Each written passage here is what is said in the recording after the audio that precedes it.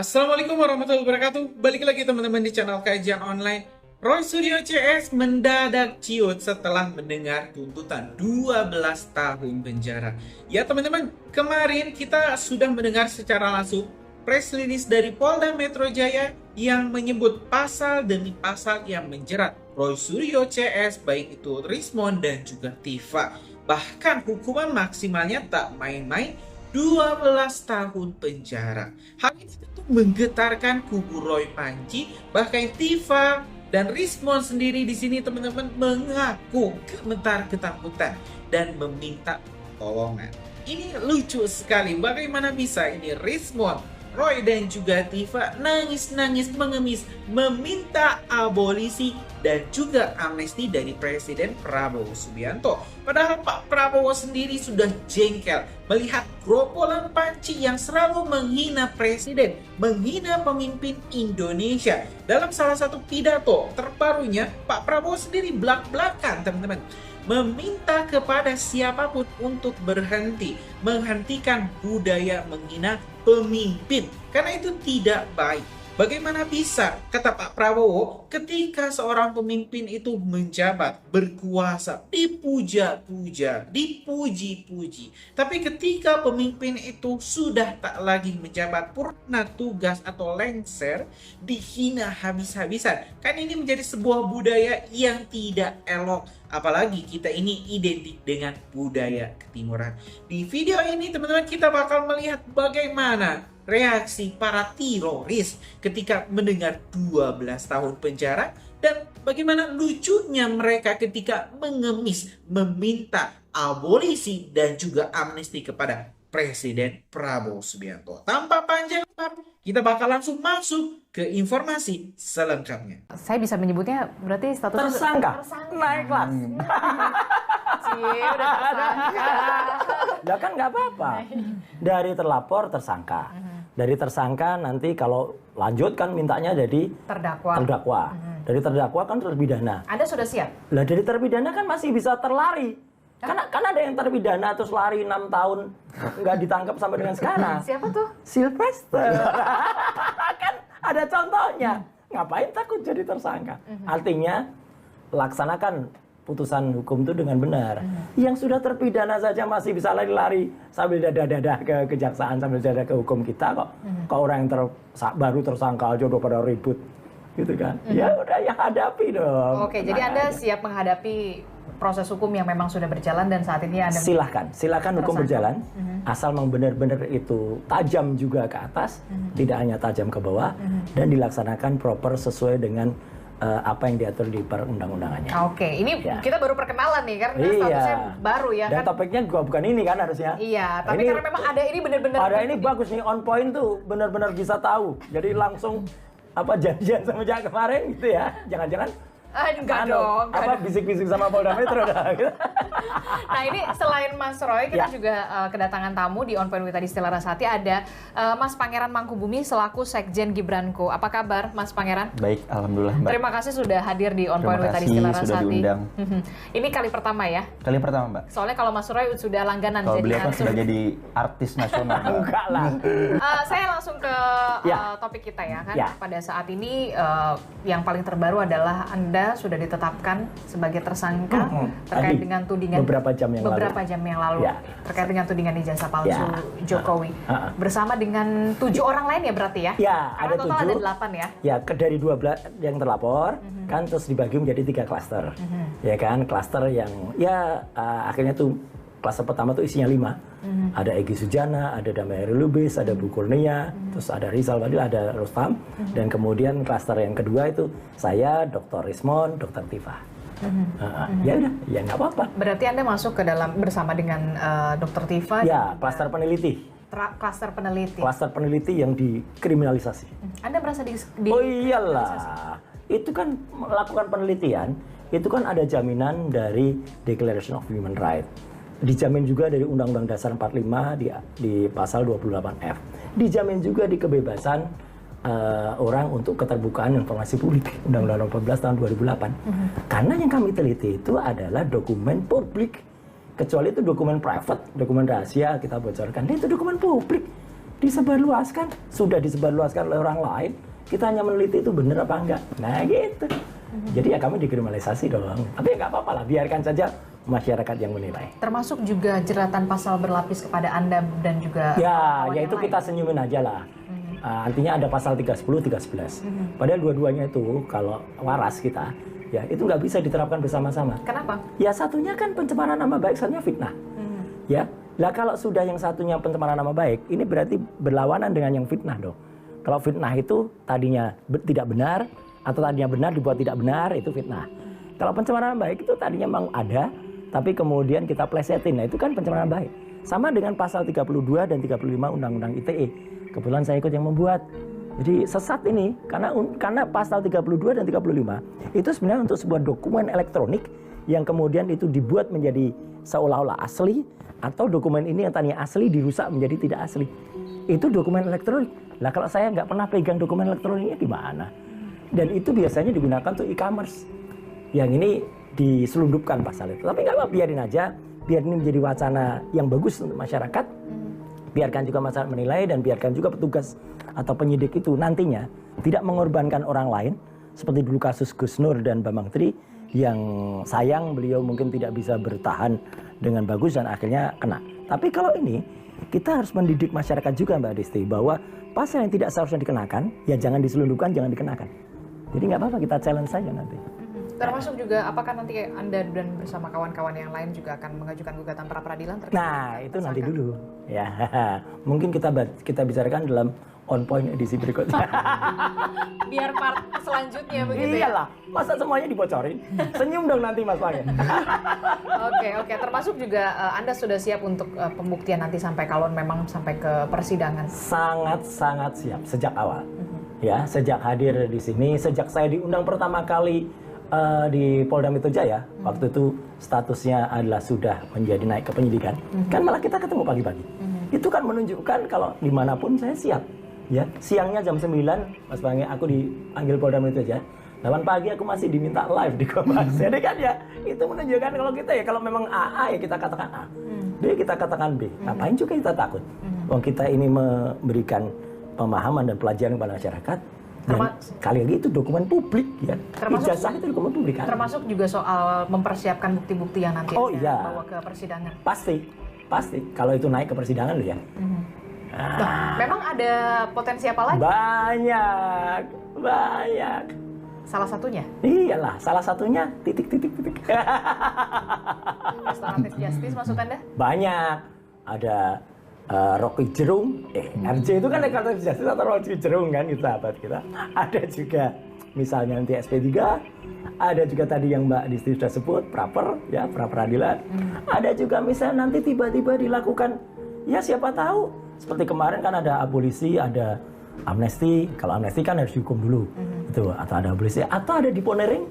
Yang paling menurut Anda paling berpotensi untuk kasus Anda? Tunggu tanggal mainnya. Oke, saya ke Mas Pange. Mas Pange, Anda selaku juga relawan dari Gibranku, bagaimana Anda melihat ini? Kasus ini kan memang punya atensi publik yang cukup tinggi begitu sampai kemudian hari ini Polda Metro Jaya menetapkan ada 8 orang tersangka, salah satunya adalah Bung Roy Suryo ini. Prinsipnya begini Mbak, kami mempercayai bahwa Polda Metro Jaya telah mempertimbangkan banyak aspek untuk kemudian menetapkan Bang Roy sebagai tersangka. Tentu pihak kepolisian tidak mungkin semena-mena Mbak, tidak mungkin penegak hukum lalu melanggar hukum. Ini kan sangat tidak etis. Dan saya mempercayai bahwa keputusan Polda Metro Jaya hari ini sudah sesuai dengan koridor hukum yang ada, bahwa Mas Roy akan melakukan upaya-upaya hukum lainnya untuk memperjuangkan apa yang diyakini tentu menjadi hak konstitusional Bang Roy. Jadi kami prinsipnya menghargai keputusan dari Polda Metro Jaya, tapi juga pada saat yang sama kami juga menghargai upaya-upaya hukum yang akan ditempuh oleh Bang Roy beserta teman-temannya. Tapi Bung Roy mengatakan ini diskriminasi. Enggak, tapi bagus. Aku senang jawaban anak muda cerdas ini. Ya, semangat kita pada peringatan Sumpah Pemuda yang lalu tuh tumbuh, Mas Pange. Iya, harus gini. Jadi artinya apa? Artinya ya itu hak dari Polda Metro Jaya. Profesionalitas mereka kita uji, dan itu hak dari kami untuk mempertahankan, dan hak dari masyarakat untuk kemudian masyarakat akan melihat ini yang benar yang mana sih? Apakah ijazah itu benar-benar bodong Apa bisa ada ijazah asli kalau skripsinya nggak ada? Berarti Anda menantikan gitu. betul nanti akan ada pembuktian di pengadilan? Loh iyalah, haruslah.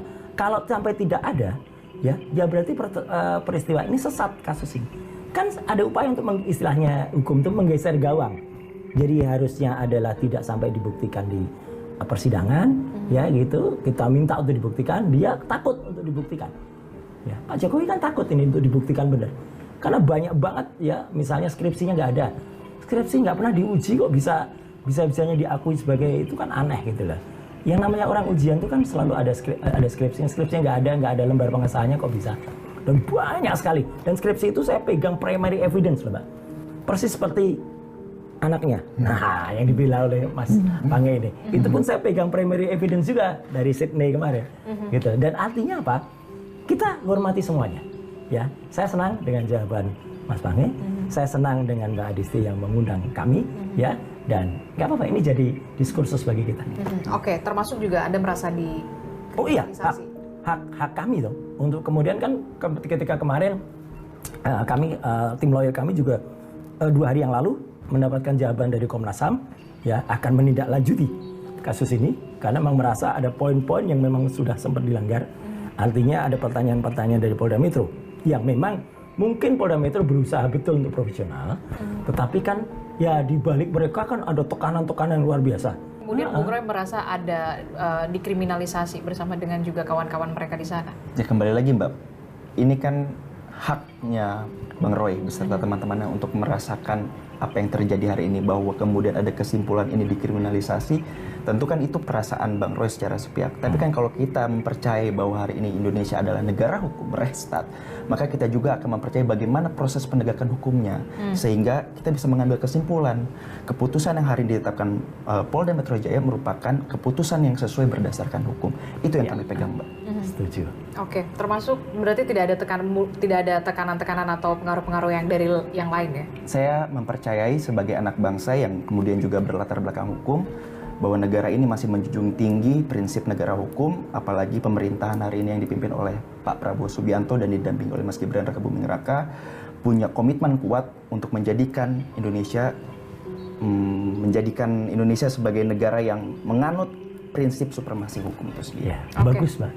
Jadi saya juga mendorong itu. Jangan sampai harapan dari Mas Pange, harapan saya, harapan seluruh Indonesia, harapan Presiden juga Pak Prabowo, agar Rechtsstaat itu memang benar-benar jangan sampai kekuasaan lama itu menjadikan negara ini maksat. Ya, jadi penguasa lah yang kemudian masih ada tangan-tangan yang bercokol. Gitu. Jadi ya lah kita tunggu aja. Oke, berarti Anda sudah siap dengan apapun nanti ke depannya karena memang sudah menjadi tersangka. Dari awal, dari semenjak kita speak up tentang suatu hal, saya sebagai peneliti, Dr. Ismon sebagai salah seorang peneliti juga, Dr. Tifa, pasti sudah mempertimbangkan hal itu. Karena apa yang kita keluarkan itu adalah ilmiah. Terbukti sampai kami mengeluarkan buku 700 halaman yang namanya Jokowi's White Paper. Dan nanti tugas Mas Pange dan kawan-kawan adalah membantah isi buku kami yang berikutnya, yang judulnya Gibran Black Paper. Nggak apa tak kasih bocoran dulu Mas. Nggak, ini biar bagus diskursusnya gitu loh. Ya. Jadi Jokowi's White Paper terus Ada Gibran Black Paper. nah ini Black paper itu bukan apa bumbu di apa stick ya. Ini kalau itu kan paper, ini black paper. Paper.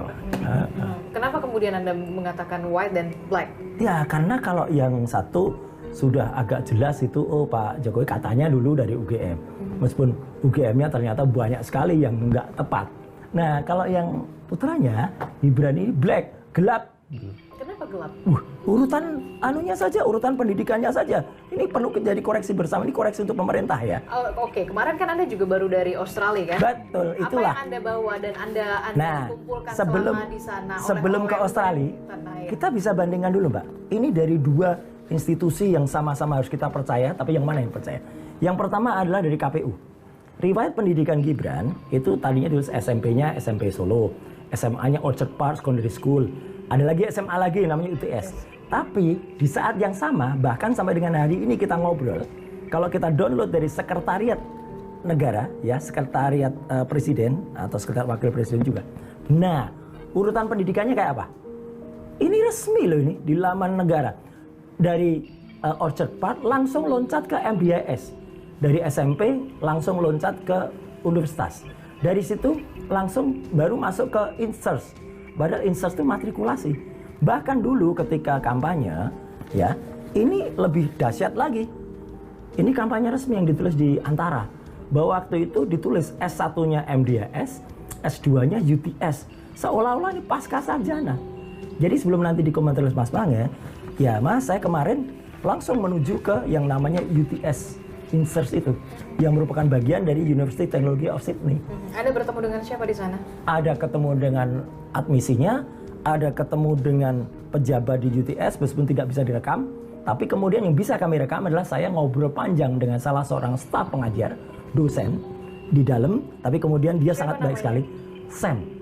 Oke. Ya, Mr. Sam. Kemudian dia, karena dia bagus banget, dia bilang karena ada peraturan tentang apa namanya security di Australia, ya, personal data, sebaiknya kita ngobrol di luar, ya, sehingga yang tidak tertangkap surveillance. Akhirnya kita ngobrol di luar dan dia buka baju. Ya teman-teman, barusan kita sudah menengok informasi lengkap terkait ini Roy Richmond, Tifa atau sering kita sebut teroris yang ciut nyalinya dan kini meminta abolisi atau amnesti dari Presiden Prabowo Subianto. Ini memang tidak aneh kalau misalnya orang ya maling gak akan pernah mengaku maling. Dirinya bisa menghina orang lain, memfitnah orang lain menggunakan ijazah palsu. Tapi ketika dirinya berurusan dengan hukum, dirinya sendiri yang diserang, ya ngaku-ngaku saya yang paling tidak bersalah, paling suci. Ngaku-ngaku dikriminalisasi. Kan ini sebuah pertanda bahwa apa yang diutarakan ini sebenarnya itu adalah kebohongan, kekosongan. Ya saya rasa mending ini Pak Roy langsung saja ditangkap, karena kalau misalnya dibiarkan tetap saja keluar-keluar ke sana kemari, playing victim lah, inilah itulah. Jadi kalau misalnya ditahan kan minimal kita nggak akan terlalu gaduh, tinggal fokus ke pengadilan. Nanti Pak Roy divonisnya berapa, apakah 6 atau 12 atau mungkin bisa lebih, nanti kita bakal tunggu deh nanti keputusan dari hakim. Nah itu informasi kita hari ini. Terima kasih. Assalamualaikum warahmatullahi wabarakatuh.